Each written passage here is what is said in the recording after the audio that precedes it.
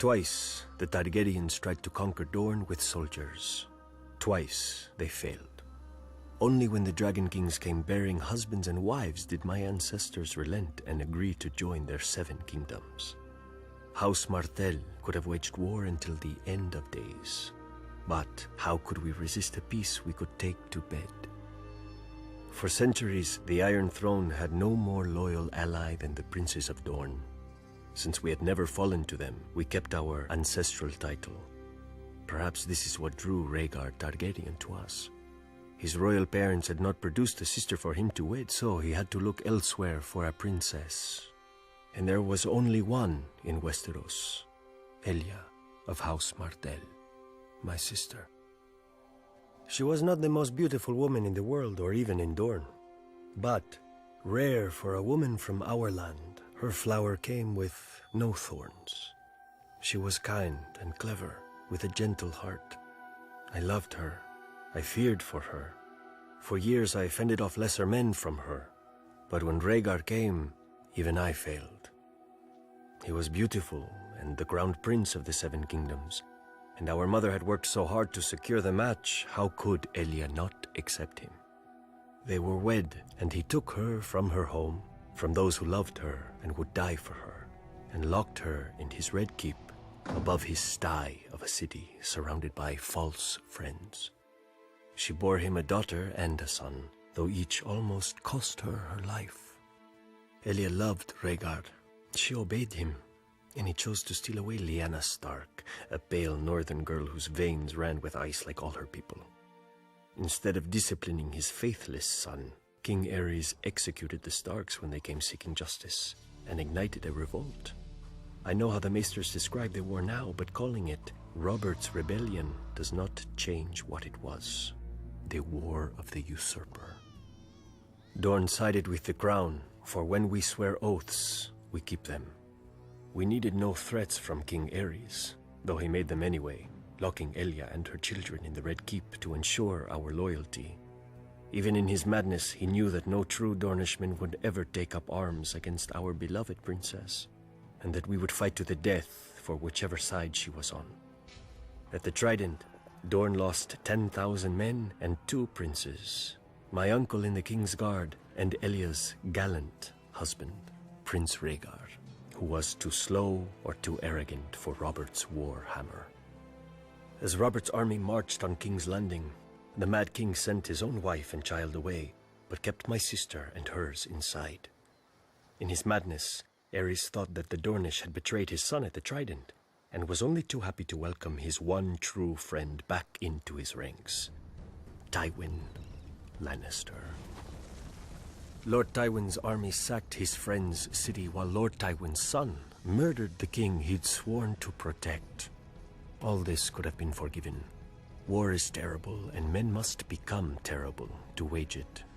But the Lannisters knew that as long as my sister and her children, Prince Rhaegar's heirs, lived, no usurper could safely sit the throne. So Lord Tywin's dog, Sir Gregor Clegane, the Mountain, made Elia watch as he murdered her daughter and dashed her infant son's head against a wall.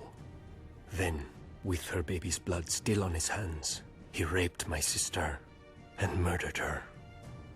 When Lord Tywin later presented their bodies to Robert Baratheon wrapped in pretty Lannister cloaks, I have been told the red color graciously hid the blood from men's eyes. The Targaryens talk of fire and blood. In Dorne, our blood is fire. If Robert Baratheon had dared set foot in Dorne during his reign, he would have lost the foot, and it is not even him we blame for Elia. The Lannisters think their gold buys them power. The Lannisters think their mountain buys them strength.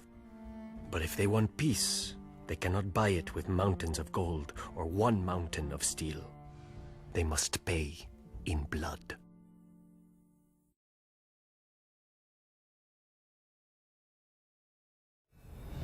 The Maesters tell us that Aegon came to Westeros with fire and blood, and hammered 6 kingdoms into one. Fire he undoubtedly brought, as the kings of the Rock, Reach, and Iron Islands learned. But blood has never been in short supply here, ever since the first men carried a crown into Westeros. This first king united his people against the children of the forest, and is supposedly buried in the north, a victim of a war he started. The first ruler of this land and the first to die on his throne, but not nearly the last. For thousands of years afterwards, 1,000 kings rose and fell, dying in their beds, in their battles, in their guards' and mistresses' arms. The age of heroes sounds pretty, until you realize what makes a hero: killing the enemies of his king. And to a king, there is no greater enemy than other kings. The Starks and Boltons, the Gardeners and Storm Kings, the Ironborn and everyone else. Even the mighty Targaryens were not immune from shortened reigns. Aegon's own son, Maegor the Cruel, was killed by the very Iron Throne his father had forged, if you believe the tales. If you don't, then perhaps the Cruel is not a wise name for a king to earn. Daeron, first of his name, tried to finish his ancestors' work and bring Dawn into the fold. For his efforts, he lost 60,000 men and his own life of 18 years. During the Great Targaryen Civil War, known as the Dance of the Dragons, a king and queen each vied for the throne, dividing their house and its dragons against each other. Eventually, the queen was fed to her rival's dragon while her son watched, and the victorious king soon died of his own wounds. By the war's end, King's Landing was smashed, cities razed and sacked, never to be rebuilt, and dragons had faded from this world. Decades later, Aegon the Unworthy legitimized all his bastards on his deathbed. Inevitably, the greatest of these, Daemon Blackfyre, declared himself the rightful heir and ignited yet another war for the crown. After much bloodshed, Daemon was killed by an alliance of his half-brothers on the red grass field. All the same, his descendants continued to threaten the Targaryens until half a century later, when Barristan the Bold slew Maelys the Monstrous on the Stepstones, extinguishing Daemon's line. Given such an illustrious history, need we be so shocked by regicide? A war of 5 kings can end only one way, with the death of 4. Yet even in times of peace, a wise ruler knows that when men bend the knee to a king, too often they rise holding daggers.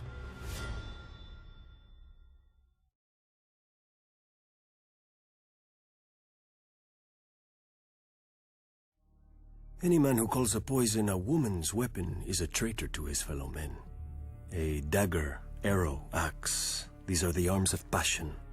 But poison is cold, calculating. Poison is the thought that wakes you in the morning and lulls you to sleep at night. You watch your victim die 1,000 times before you ever offer him that fateful taste. Is a man's hate so inferior to a woman's that we are to be denied such a weapon? When I was a boy of 16, a great lord caught me with his mistress. He should have been honored. Instead, the fat old fool challenged me to a duel, thanks to my age and status, only to first blood. But his mistress and his wife warned me which of my parts he intended to draw first blood from. He was strong and fierce, but slow. I cut him quickly, and the duel ended with honor satisfied.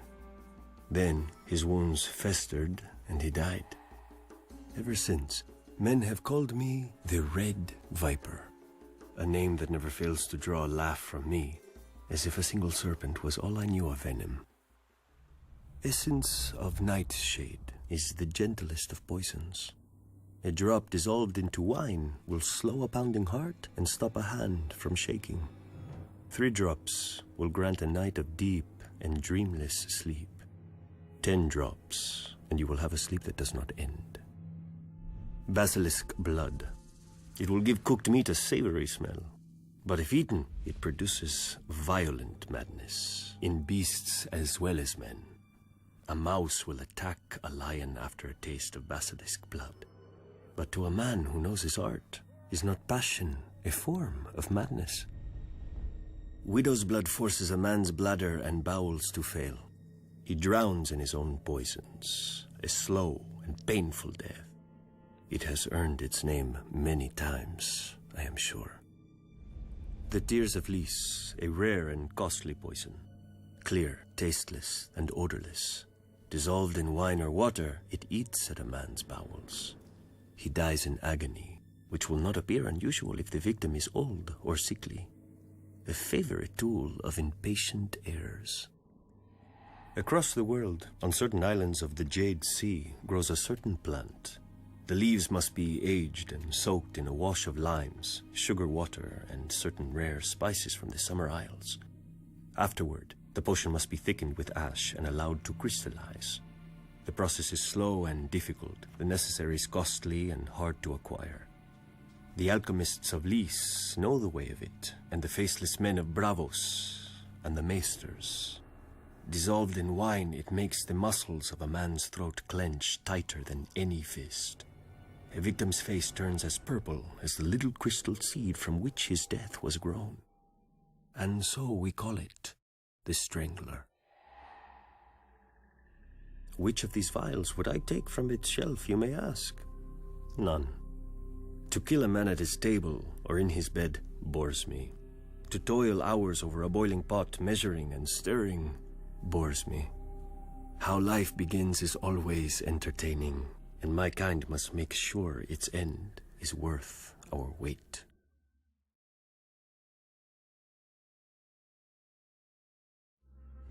Wildlings. I suppose that's flattery coming from you southerners to kneel to a pig if your daddy did. We call ourselves the Free Folk, or at least most of us won't kill you for calling us so. Samwell, aye, but that's just the way of it in the true north, beyond your great white wall, where your laws and kingdoms end, and men live free, and die cold. For we live close to our land, and she's a terrible wife. Fail to obey her, and she kills you. On the frozen shore, so deep is the snow that men ride chariots made of walrus bones, pulled by packs of dogs. The Hornfoots have it easier in the mountains. The cold so hardens and blackens the soles of their feet that they don't even need boots. The cave people spend their lives in the dark, doing gods know what with gods know who, or what. The Thens have one of the only nice bits of land up here. A valley in the far north, near the end of the Frostfangs, with game, copper, and tin for shiny bronze weapons. Better than the rusted old blades most of us have. With such advantages, they could be a generous, friendly race. They're not.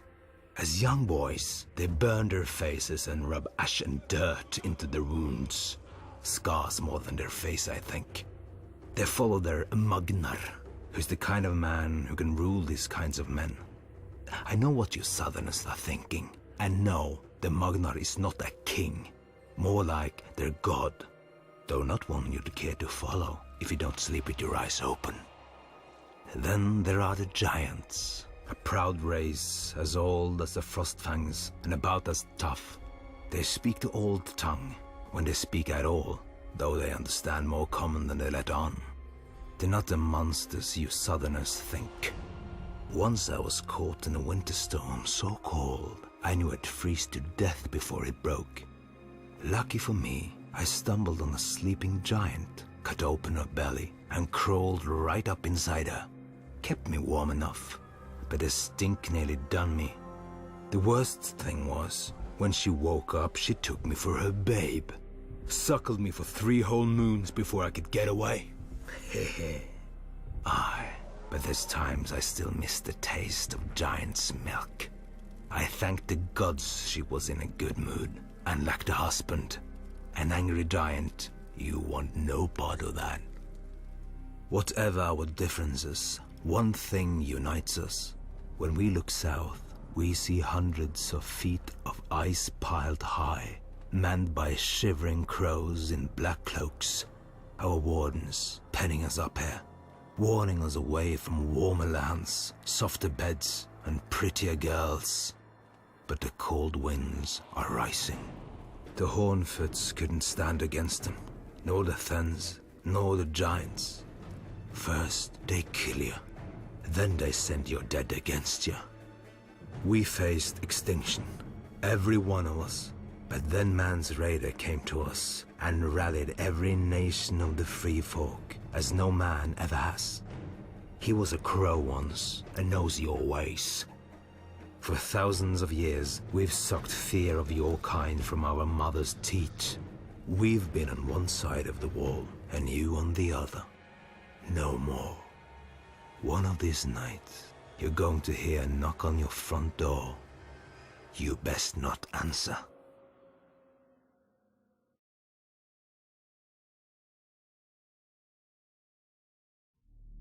Justice is a funny thing. For the poor, it's what keeps them alive. And starving, depending on how the local lord feels about his woods, his streams, his crops.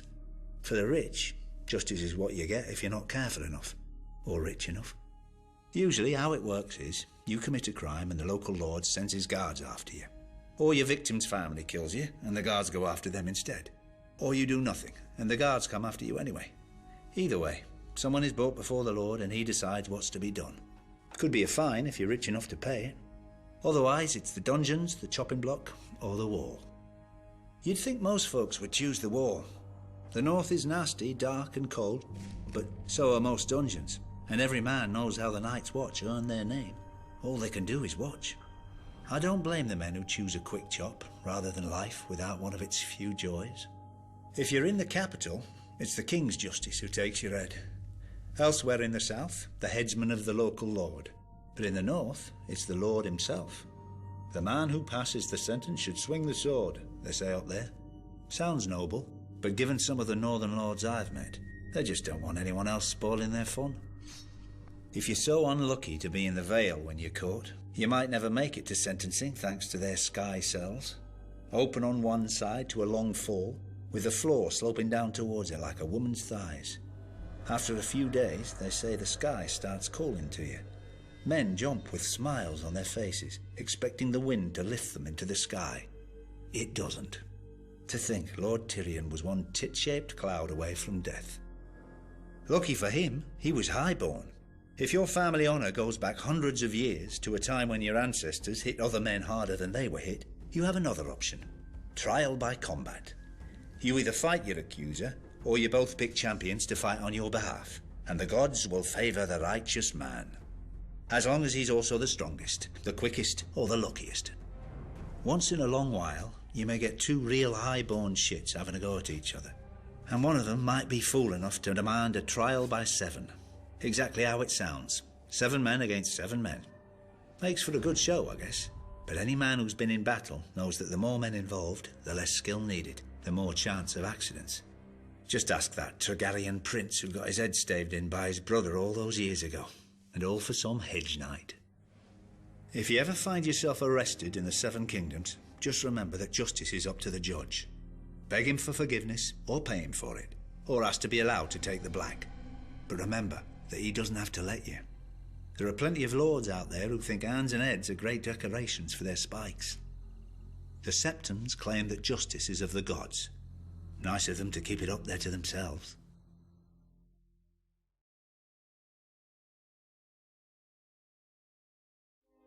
Sex. A simple word for a simple act. And so, of course, men complicate it. A child born to a wife is a gift from the gods. A child born to a mistress or an obedient serving girl is a bastard, unworthy of its father's name. So instead, we call the children after the land where they were born. Flowers in the Reach and Hill in the Westerlands. Stone in the Vale and Storm in the Stormlands. Rivers in the Riverlands and Waters in the Crownlands. Pike in the Iron Islands, Snow in the North, and in Dorne, Sand. By these names, everyone can recognize a bastard, even if his own father won't. Though sometimes a father with too much gold and daughters will ask the king to legitimize a bastard son and give him his family name.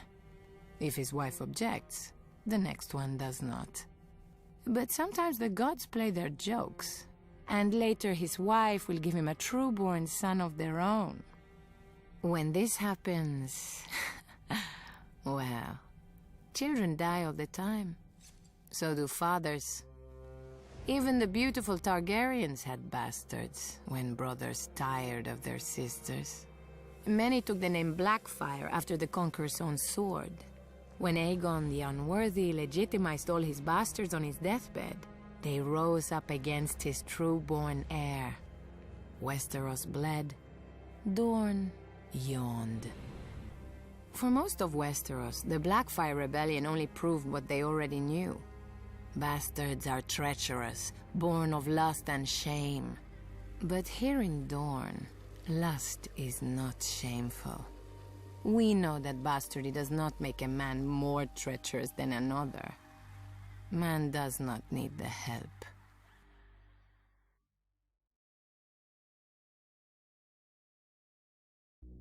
Sellsword pretty much sums it up. A poor man has a sword. A rich man needs a man with a sword. Gold is exchanged.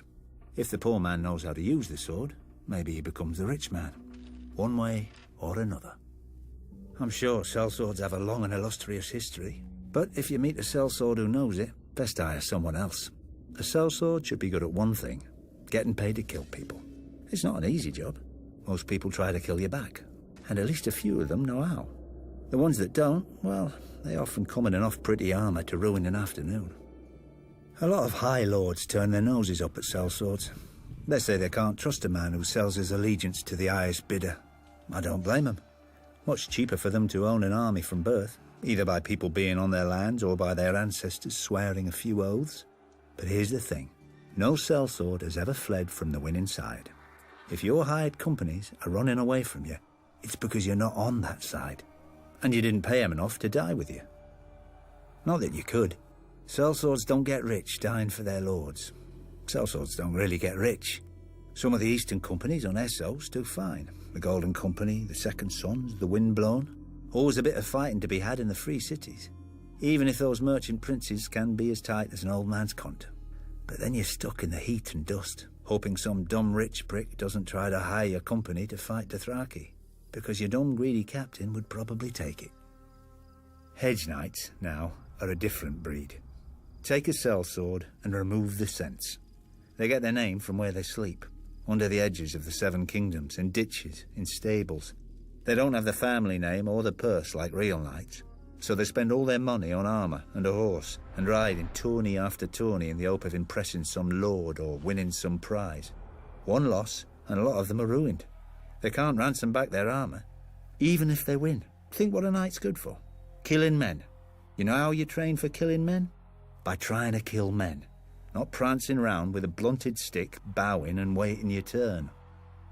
Maybe you think I'm just insulting the competition so you hire me instead. Well, of course I am. So don't hire me. Hire a sellsword with educated heirs who tells you all about the great battles he's heard of. Or a hedge knight who's won a few tourneys starting to build his name. And the man you're fighting against? He hires me.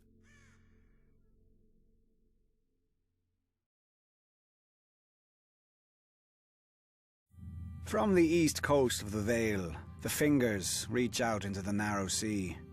4 rocky peninsulas plagued by wind and rain, and barren to all but the hardiest of weeds. The ancestral home of House Baelish.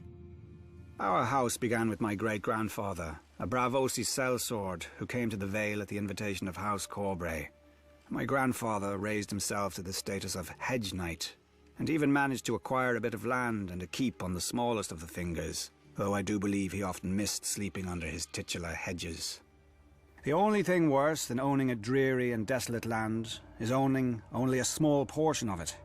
Luckily, I didn't spend much time there as a child. During the War of the Ninepenny Kings, a cheap name for a cheap cause, where other men fought for the king my father fought to befriend Hoster Tully, Lord Paramount of the Trident and head of one of the oldest and greatest houses in Westeros. Thanks to my father's heroic efforts, Lord Hoster agreed to foster me at Riverrun with his own children.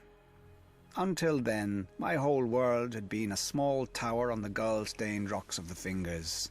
But when I first saw the stone walls of Riverrun rising from the Trident, towering over me, back then I was a little more easily impressed.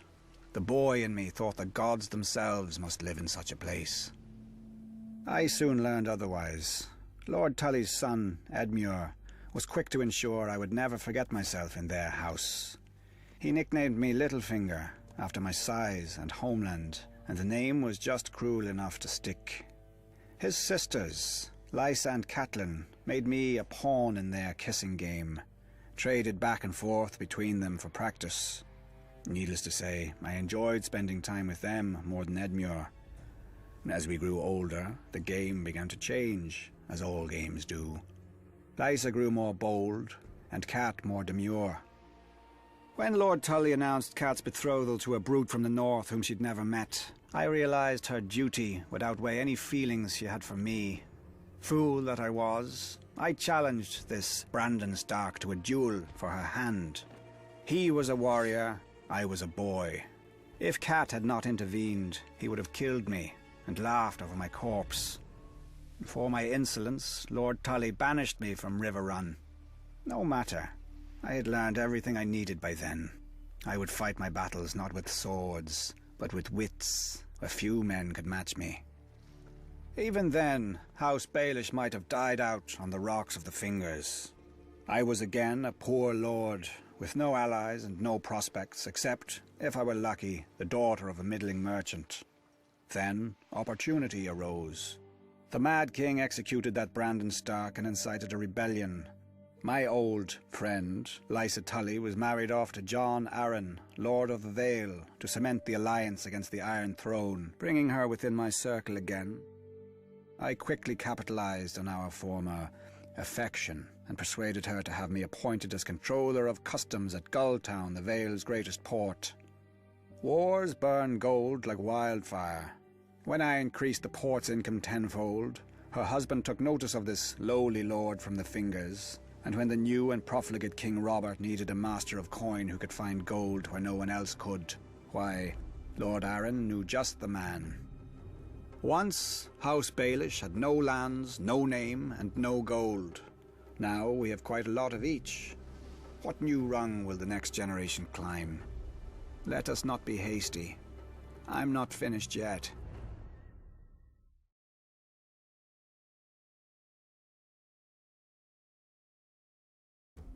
Fire made flesh. Such is the nature of dragons, claim the Eastern mystics. For once they may have a point, though not the one they think. Fire consumes, leaving at its end naught but ash. Thus the fate of the Targaryens and their dragons. Thousands of years ago, Valyrian stumbled on the first dragon eggs in the mountains of the 14 Fires. I cannot imagine shepherds could hatch dragon eggs and bind such creatures to their will, but whatever aid they must have had is lost to history. Every educated person knows how the Dragon Lords then conquered most of the known world, breaking the ancient Giscari Empire, enslaving a continent, building roads and bridges that still stand today, though the art that made them is lost. An empire of marvels and misery. And now what is left of Valyria? A smoking wasteland. Ash. In time, Aegon Targaryen and his sisters brought their 3 dragons who had escaped the doom to Westeros, perhaps thinking to regain his people's lost glory. And so he did. On the field of fire, he proved that armies were no match for dragons. At Harrenhal, he proved that mighty castles weren't either. Aegon Targaryen became Aegon the Conqueror, first of his name, founder of a dynasty. His first act? To order his dragon Balerion, the Black Dread, to melt the swords of his beaten foes into his new Iron Throne. For over 100 years, the Targaryen dragons cemented their breeders' hold on the 7 kingdoms, if not each other. When Targaryen fought Targaryen in the civil war called the Dance of the Dragons, an angry mob stormed the Dragon Pit, that huge, now ruined vault where the Targaryens stabled their beasts. Thousands died, but through sheer numbers and madness, 5 of the Targaryen dragons lay dead by the morning. Which was perhaps too many. Thereafter, each generation of dragons grew smaller than its parents. Their skulls used to line the throne room of the Red Keep in order of birth. The oldest, Valyrian, could swallow an ox whole. The last skull was barely the size of a dog's.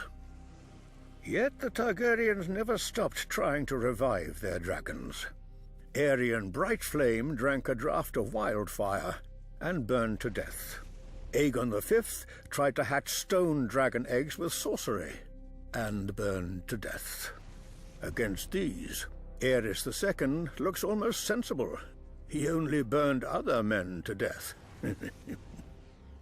Now we hear rumors that the young Daenerys Targaryen has hatched 3 dragons far to the east. If she were to be so foolish as to march on Westeros, she will not find, as her ancestor Aegon did, 7 disparate kingdoms frightened by her strange beasts. She will find a continent united behind Lord Tywin Lannister, who extinguished her own father's flame. And we have known dragons now. We have seen them die.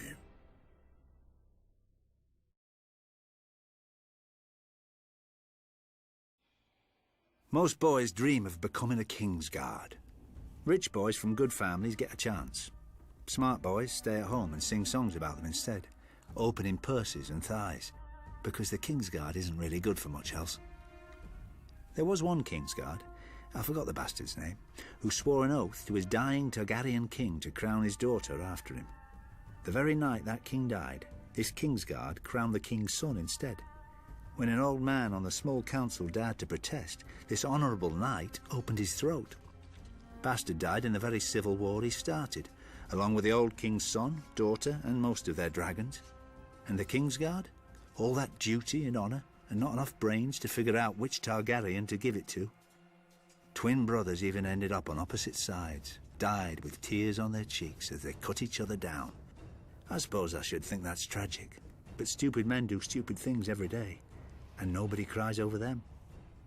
Prince Aemon, the Dragon Knight, may be the most famous Kingsguard who ever lived. How did he die? Defending Aegon the Unworthy from the brothers of a man whom Aegon fed to his dogs. The man's crime? Sleeping with one of the many mistresses Aegon wasn't using. And the man was one of Aegon's own Kingsguard. Arthur Dane, Gerald Hightower. Sure, if half the stories about them are true, they could swing a sword better than most. Makes their lives even more of a waste. Bodyguards to the maddest king the 7 kingdoms ever saw. Watching their king burn men alive. Standing guard as their king raped his queen. Hiding the Stark girl that Prince Rhaegar stole away. Causing a war that toppled their king. And all this without any gold or women to show for it. Stupid buggers. The only one with any sense was Jaime Lannister. When his father stormed the city, he put a sword through the Mad King's back rather than die gloriously at his post. He's still here. They're not. Even if the Kingsguard are the greatest knights in the realm, knights are just arses in armour, riding whatever horse their daddies gave them. Putting on a white cloak doesn't make a man smarter or bolder. It's just a pretty little curtain. Behind it is the same pile of shit.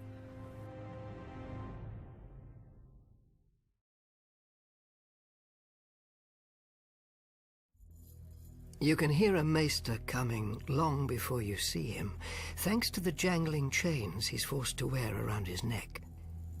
It's meant to remind him of his servitude, like the collar of a dog. He can't remove it, even to sleep. Each link signifies mastery, or at least what those withered old men in the Citadel consider mastery, of a different area of study. Gold for the study of sums and accounts, silver for healing, iron for war, black iron for ravenry, lead for poisons, and Valyrian steel for the higher mysteries. Only one Maester in 100 forges such a link. Only one Maester in 100 has the sense the gods gave a goat. Though I admit that no one has performed true magic in centuries. We sit in a room, mumbling over a candle of dragon glass, trying to make it catch fire. After a sleepless night of failure, we're supposed to admit to our own limitations. To win the link, we are supposed to lose our curiosity. I never did. In time, the Archmaesters decided more links were useless to a man who wouldn't be chained by them. They took my chain and expelled me from the Citadel. Their loss. The chain as a whole is supposed to signify the realm. One cannot have only lords or only knights. One needs farmers, smiths, merchants, shepherds, and the like. Like a chain forged of many different metals. An obvious and trivial point, disguised with pomposity. Much like the Maesters themselves. They study without learning, and proudly pass down the same knowledge that was passed down to them, with no addition. Perhaps such is to be expected, when one considers the kinds of men who become Maesters. The youngest sons of noble families, dutiful and timid, raised in the shadow of their older brothers. Or bastards and peasant boys whose minds are easily satisfied by the knowledge of their next meal. Because bold men will not be chained. They dare to ask questions that the Maesters fear to answer. They will look at a living man and ask, how? And they will look at the dead and ask, what if?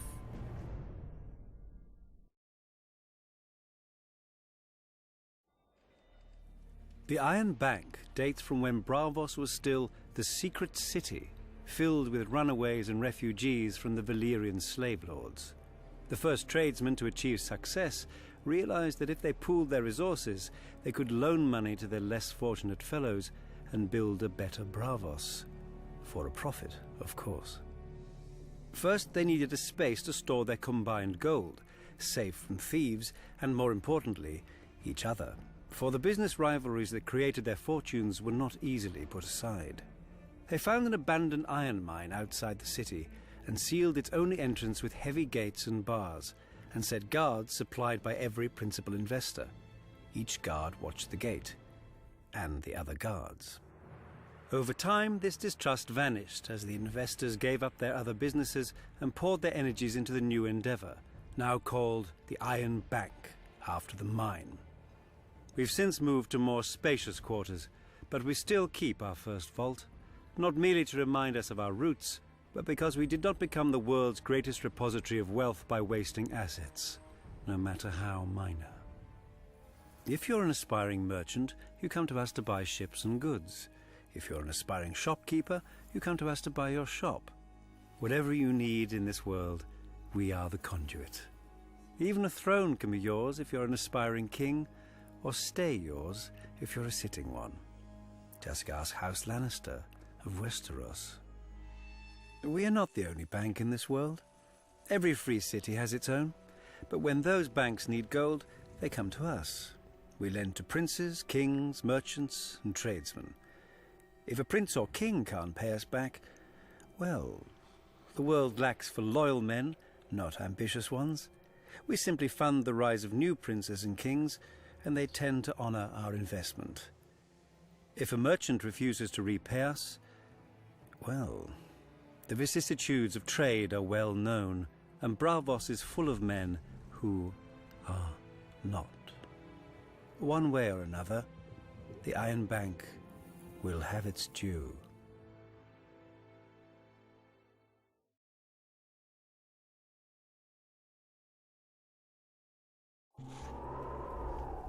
Nobody really knows how the wall was built. Yes, every child hears how, in the days of the first men, Brandon the Builder raised the wall with magic and giants and set the Night's Watch to guard it. But nobody thought to write down the story until thousands of years later, and the Septons who did it weren't much for accuracy. I mean, they have knights bumbling around thousands of years before they were knights. Sorry, bad habit. But even if magic and giants built the wall, it's the Night's Watch who have held it. Our order of builders repairs the keeps and towers, digs tunnels, crushes stone for roads and footpaths, and clears away trees wherever the forest presses too close to the wall. Or at least they would, if they had the men, and the tools, and the time. Long ago, when the Night's Watch was at full strength, the builders would quarry blocks of ice from the frozen lakes of the haunted forest, dragging them south on sledges to add to the wall. Now, it's all they can do to watch for cracks or signs of melt and make what repairs they can, without men, or tools, or time.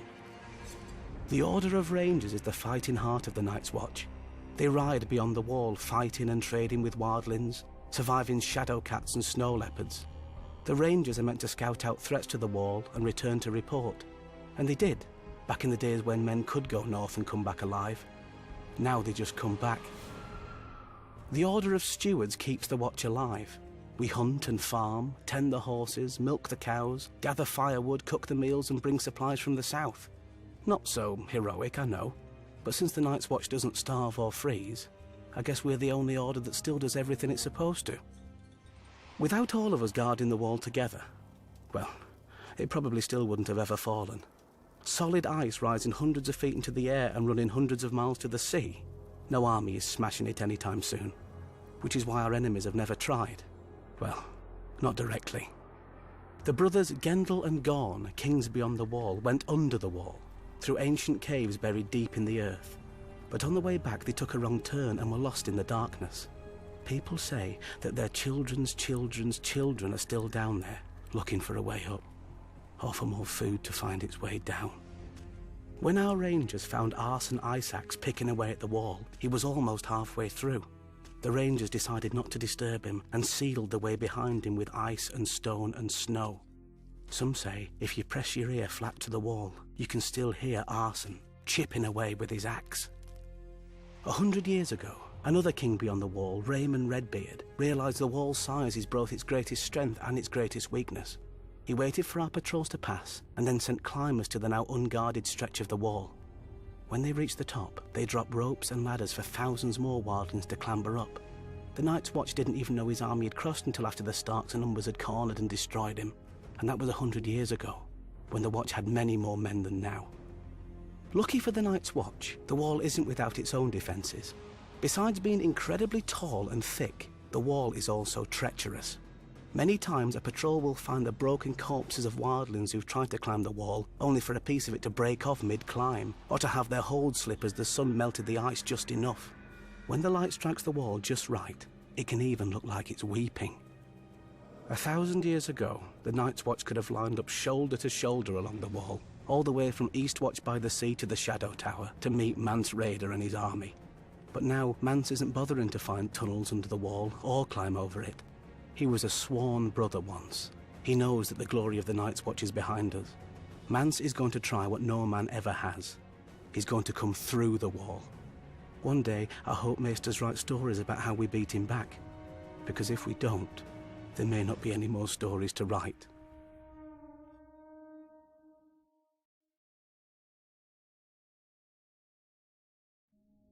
All boys dream of becoming knights. The boys with talent dream of becoming Kingsguard. The boys without talent, well, I wouldn't know. I remember the day the Lord Commander wrote my name down in the White Book, the official record of the Kingsguard. At 16, the youngest member ever to join. Knighted by Sir Arthur and Sir Barristan for valor against the Kingswood Brotherhood.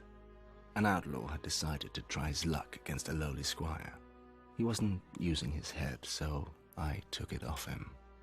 Shortly afterwards, King Aerys II, who hadn't yet earned the title of the Mad King, took me into his service. If I have ever been happy, it was that day. For centuries, the Kingsguard had been the glory of the realm. Aegon the Conqueror had established the Order as his personal guardians after uniting Westeros with fire and blood. He knew that some of his subjects wouldn't take to conquest, and his dragons were no use against knives in the dark. No doubt surrounding himself with the greatest knights in Westeros made his rule more palatable and less foreign as well. Everyone in his kingdom soon knew the names and sung the songs of the Kingsguard. I certainly did from my earliest days. Lord Commander Gerald Hightower, the White Bull. Arthur Dane, the Sword of the Morning. Barristan Selmy, the Bold. Prince Lewin Martell. Oswald Went, Jonathan Derry, and, soon enough, the boy prodigy, me. We protected the king and his family. We killed his enemies and led his armies. We gave him counsel when asked and kept his secrets when not. We swore to hold no lands, take no wives, and father no children, like the Night's Watch, except with a real job to do. Was I awed to see my name inscribed in the same book as my heroes? Of course not. I was 16 and brilliant. I knew it belonged there. Beside the name of Prince Aemon the Dragon Knight, who wielded the Valyrian sword Dark Sister. He died defending King Aegon the Unworthy from assassins, though the king had insulted Aemon throughout his reign and had well earned his fate, because Prince Aemon had sworn our oath. Beside the name of Sir Gawain Corbury, who duelled the Targaryen bastard Daemon Blackfyre for an hour during the Battle of the Redgrass Field, though outmatched and grievously wounded, because Sir Gawain had sworn our oath. Beside the name of Sir Duncan the Tall, who as a hedge knight broke several of Prince Aerion Targaryen's teeth while defending a Dornish woman. He later rose to Lord Commander and burned beside his king at Summerhall, because Sir Duncan had sworn our oath. And now, below the name of Jaime Lannister, you know how it reads.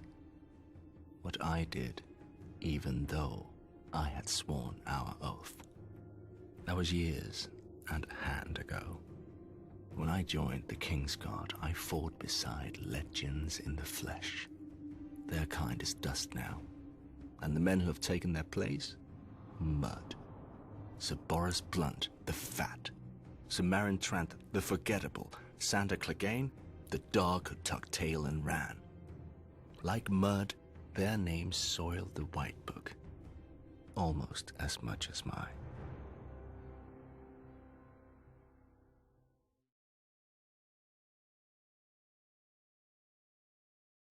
Unbowed, unbent, unbroken. The words of House Martell. A promise to our enemies and a challenge to our lovers. Thousands of years ago, the warrior queen Nymeria crossed into Dorne from Essos, fleeing the dragon lords of Valyria. After she landed, she burned her ships, all 10,000 of them, so no cowards could slink home. What a woman! Dornish in spirit before she ever was in flesh. She was lucky to land in Dorne, where powerful women are not locked away in septs and the beds of old men. My ancestor Mors Martell saw her and desired her, and proved that where armies fail, a tongue may succeed. Wedding his strength to hers, his spear to her son, they subdued all his rivals together. After the tradition of her people, House Martell then ruled Dorne as princes, not kings. Unless the eldest child was a daughter, for unlike the rest of Westeros, our loyalty isn't commanded by a cock. We follow a prince or a princess Martell just the same. And we always have. Some people forget that Aegon Targaryen crowned himself lord of 6 kingdoms, not 7. When his sister marched on Dorne, she found no mighty hosts drawn up against her for her dragon to burn and her soldiers to slaughter. The sands swirled, men died, and her dragon saw nothing. The sun shone, men died, and her dragon bowed to our greater fire. The Targaryens retreated with their tails tucked between their legs. Of course, in later years, his descendants would try again. Daeron the First succeeded at great cost and reigned in Dorne for a few glorious months. One night, his steward pulled down a sash by his bed to summon his consorts. Instead, the canopy split open and 100 red scorpions fell on him. He was a Tyrell. You would think he would be used to getting stung. Within a fortnight, House Martell again ruled a free Dorne. Eventually, after centuries of courtship, House Martell got into bed with the Targaryens. We took King Daeron II and his sister for our own before they could take each other, and 6 kingdoms became 7. Even now, I do not blame my ancestors. One look at those long, silver locks. It is not every day a man gets to ride a dragon. But they soon learned that you can't leap off a dragon at will. My sister Elia, she married Prince Rhaegar Targaryen and became the princess she already was. In Dorne, she walked among vipers, and none would bite her.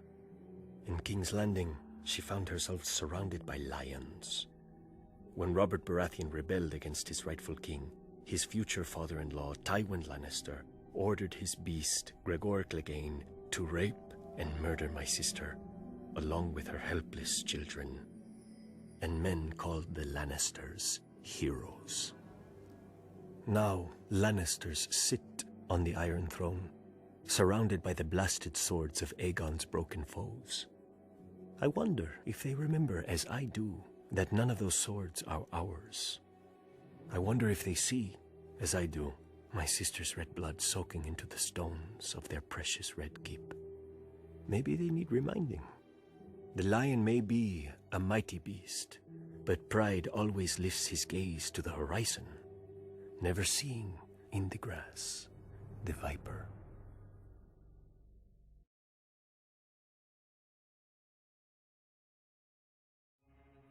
Iron chainmail and steel plate over the chest, metal gauntlets over the hands and greaves over the legs, a visored helm over the skull.